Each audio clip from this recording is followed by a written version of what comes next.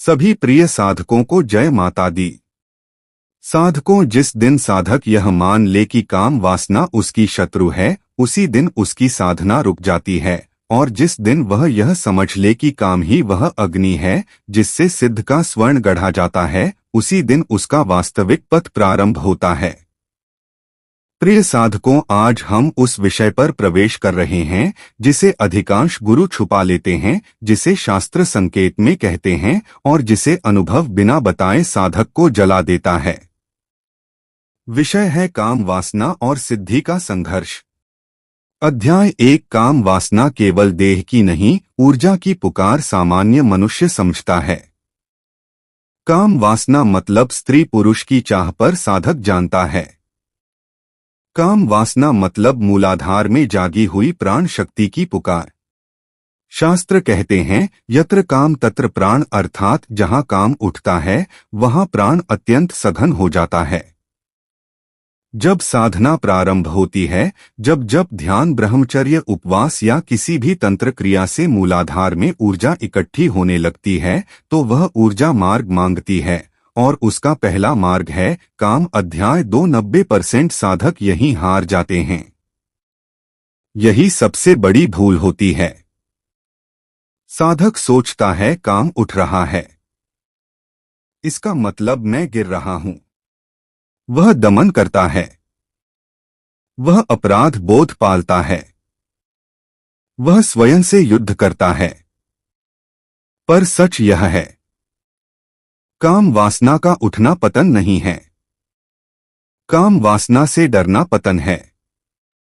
काम का दमन करने से ऊर्जा ऊपर नहीं जाती, वह और भारी होकर मूलाधार में ही सड़ने लगती है।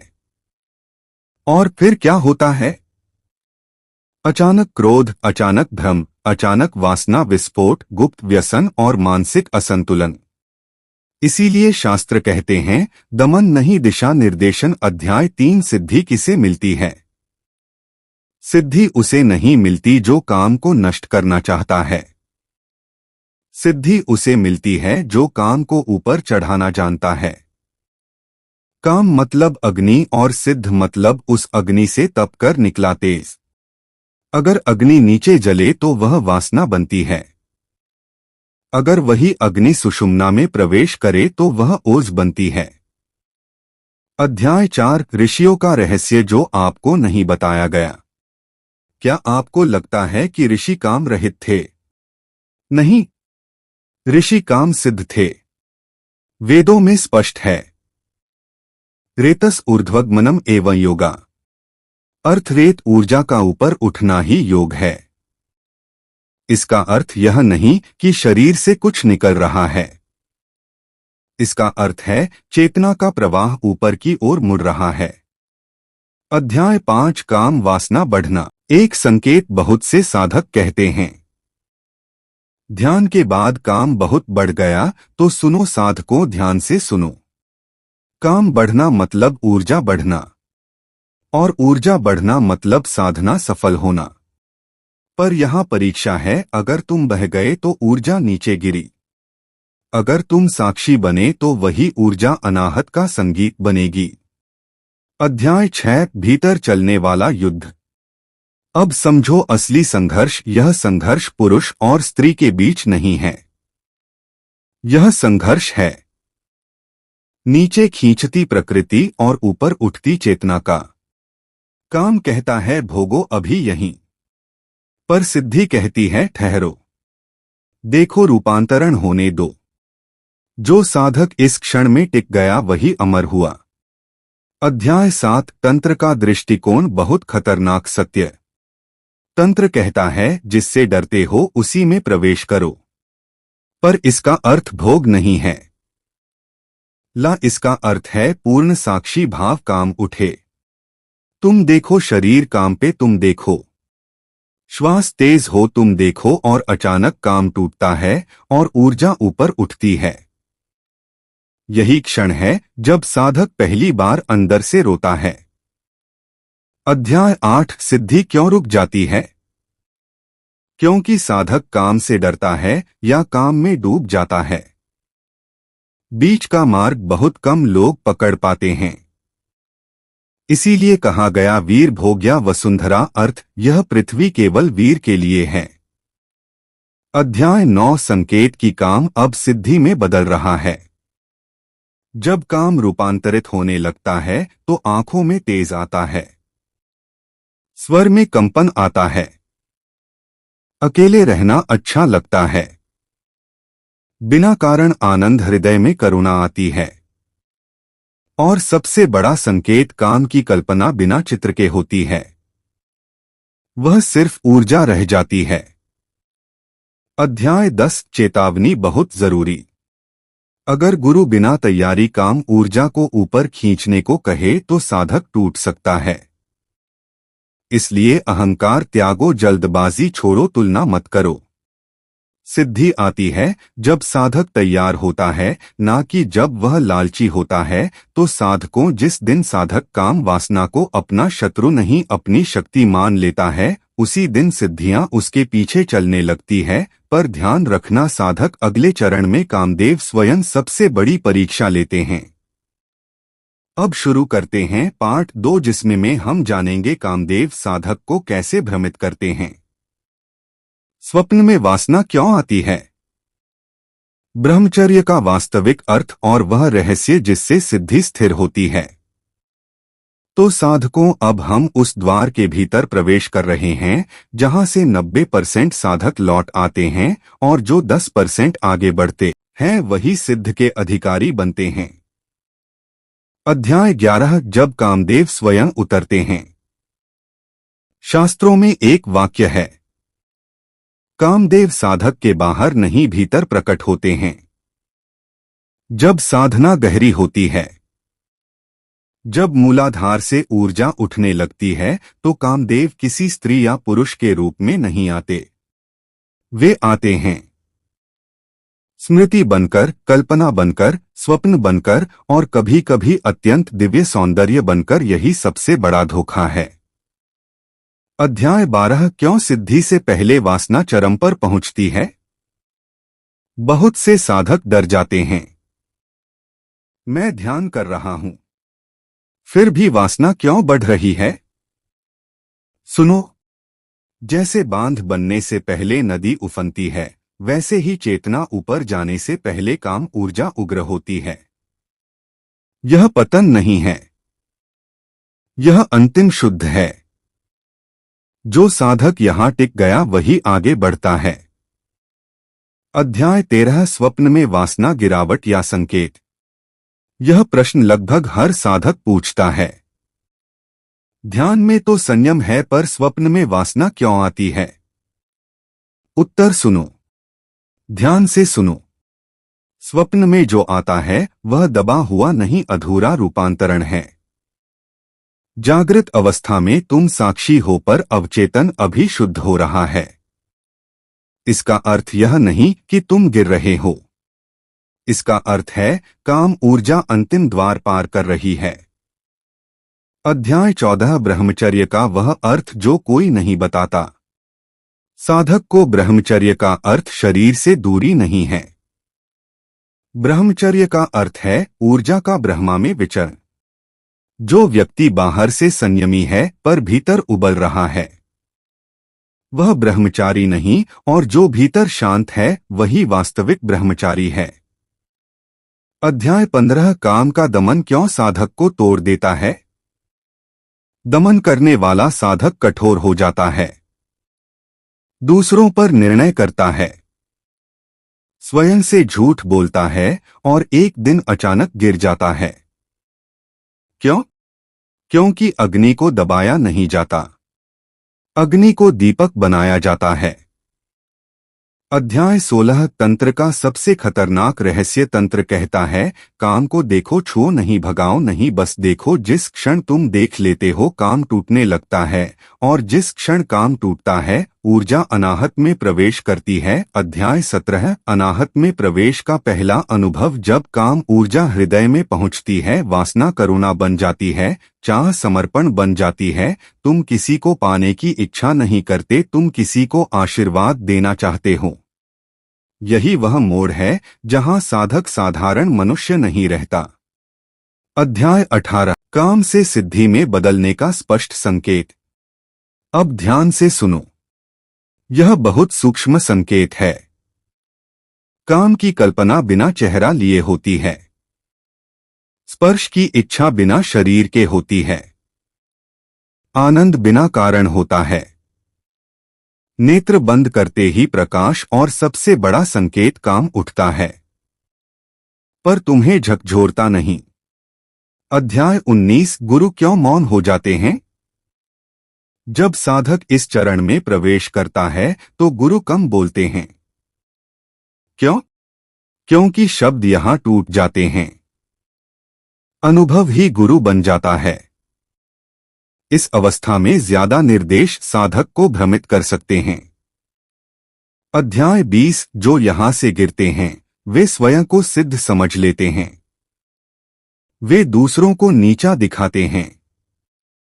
वे काम को जीत लेने का दावा करते हैं।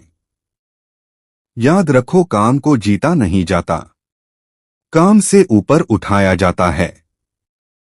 अध्याय 21 स्त्री और पुरुष साधक का भेद। यहां एक सूक्ष्म सत्य है।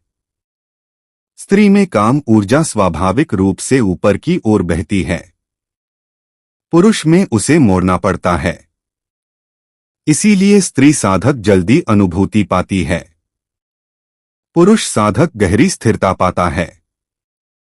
पर अंतिम लक्ष्य दोनों का एक है। अध्याय 22 सिद्धि आने पर क्या बदलता है? सिद्धि आने पर संसार वही रहता है। लोग वहीं रहते हैं। परिस्थितियां वहीं रहती हैं। पर तुम बदल जाते हो। तुम प्रतिक्रिया नहीं देते। तुम प्रवाह बन जाते हो। अध्याय 23 अंतिम चेतावनी। अगर कभी लगे अब मैं ऊपर उठ गया हूं तो समझ लेना, सबसे बड़ा पतन पास है। सच्चा साधक कहता है मैं अभी सीख रहा हूं तो साधकों काम वह द्वार है जिससे हर सिद्धि गुजरती है। जो उसे बंद करता है वह बाहर रह जाता है और जो उसे पार करता है वह स्वयं द्वार बन जाता है। अब शुरू करता है हमारी वीडियो का पार्ट 3 जिसमें हम जानेंगे और भी गहरा काम ऊर्जा और कुंडलिनी का सीधा संबंध, मूलाधार से आज्ञा तक का वास्तविक मार्ग, सिद्धि स्थिर क्यों नहीं रहती और वह अंतिम रहस्य जहां काम पूर्णतः शांत हो जाता है। अगर आप तैयार हैं तो कमेंट करें मैं तैयार हूं। तो साधको साधक अब हम उस सीमा में प्रवेश कर रहे हैं जहां शब्द कांपते हैं, जहां अनुभव बोलता है और जहां बहुत से लोग पढ़ते सुनते तो हैं पर बहुत कम ठहर पाते हैं। यह पाठ 3 केवल ज्ञान नहीं है, यह आंतरिक स्मृति का जागरण है। अगर किसी पंक्ति पर हृदय भारी हो जाए तो समझ लेना वही सत्य तुम्हारे भीतर उतर रहा है। काम वासना और सिद्धि का संघर्ष, पाठ 3 कुंडलिनी मूलाधार से आज्ञा तक का गुप्त मार्ग। अध्याय 24 काम और कुंडलिनी एक ही शक्ति के दो नाम शास्त्र स्पष्ट कहते हैं। जिसे तुम काम कहते हो उसी को जब ऊपर की ओर बहा दिया जाता है तो वही कुंडलिनी कहलाती है। अंतर शक्ति का नहीं है, अंतरर दिशा का है। नीचे बहती शक्ति मतलब काम, ऊपर उठती शक्ति मतलब कुंडलिनी। अध्याय 25 मूलाधार जहां संघर्ष जन्म लेता है। मूलाधार केवल चक्र नहीं है, मूलाधार है अस्तित्व का भय, भूख, काम, सुरक्षा की चाह। जब साधक साधना करता है तो सबसे पहले यही सब उभरता है। इसलिए कहा गया मूलाधार शुद्ध हुए बिना कोई भी सिद्धि स्थिर नहीं होती। अध्याय 26 क्यों मूलाधार शुद्ध करना सबसे कठिन है? क्योंकि यहां जीवन का भय है, मृत्यु का डर है, अकेलेपन की जड़ है और काम की अग्नि है जो यहां टिक गया। वह किसी भी अवस्था में नहीं डगमगाता। अध्याय 27 काम ऊर्जा को ऊपर उठाने की वास्तविक प्रक्रिया। साधकों यह प्रक्रिया कर्म नहीं, स्थिति है। जब काम उठे उसे दबाओ मत, उसे भोगो मत, बल्कि रीढ़ को सीधा करो। श्वास को गहरा होने दो। ध्यान को भ्रू मध्य पर टिकाओ और बस देखो। जिस क्षण तुम देखते हो ऊर्जा स्वयं मार्ग ढूंढ लेती है। अध्याय 28 सुषुम्ना में प्रवेश का पहला संकेत। बहुत लोग पूछते हैं कैसे जाने कि ऊर्जा ऊपर जा रही है। संकेत सुनो। रीढ़ में हल्की विद्युत, मेरुदंड में गर्मी, सिर हल्का लगना, आंखों के पीछे दबाव और बिना कारण मौन। यह अनुभव भयावह नहीं होता, यह अत्यंत पवित्र होता है। अध्याय 29 स्वाधिष्ठान का पार होना साधकों स्वाधिष्ठान है। सुख, कल्पना, रचनात्मकता और काम का दूसरा स्तर। यह बहुत साधक कल्पनाओं में फंस जाते हैं। जो कल्पना देख लेता है वह मुक्त हो जाता है। जो कल्पना में डूबता है वह वहीं रुक जाता है। अध्याय 30 मणिपुर, जहां अहंकार जन्म लेता है। यहां साधक को लगता है अब मैं कुछ हो गया हूं। यही सबसे अधिक पतन होते हैं। मणिपुर की परीक्षा है शक्ति और विनम्रता।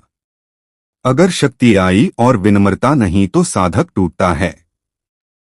अध्याय 31 अनाहत, जहां काम प्रेम बनता है। अनाहत में प्रवेश करते ही काम की धार टूट जाती है। जहां करुणा बनती है और अकेलापन मिटने लगता है। यह वह अवस्था है जहां साधक पहली बार सभी प्राणियों को स्वयं में अनुभव करता है। अध्याय 32 कंठ, जहां मौन बोलने लगता है।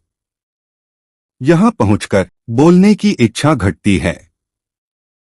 झूठ असहनीय लगता है और मौन मधुर हो जाता है। काम यहां पहुंचकर शब्द बन जाता है। इसीलिए कुछ साधकों की वाणी सीधे हृदय में उतरती है।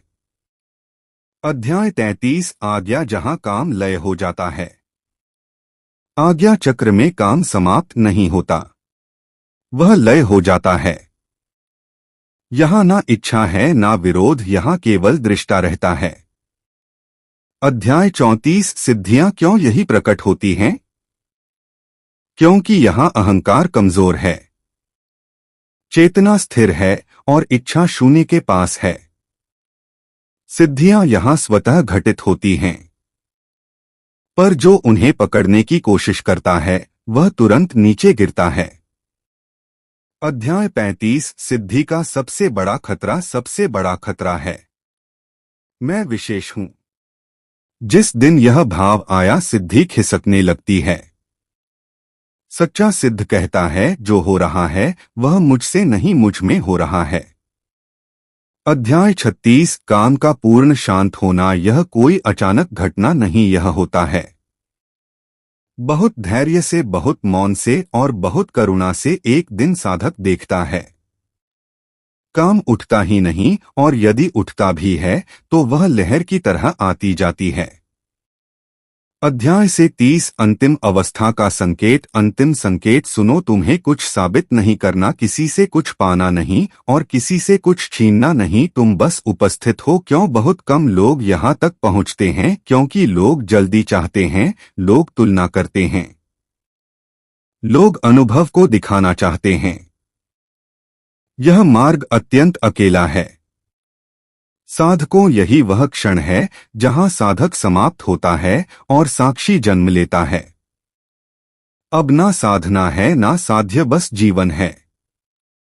काम को जिसने दबाया वह टूटा, काम को जिसने भोगा वह बंधा और काम को जिसने देखा वह मुक्त हुआ।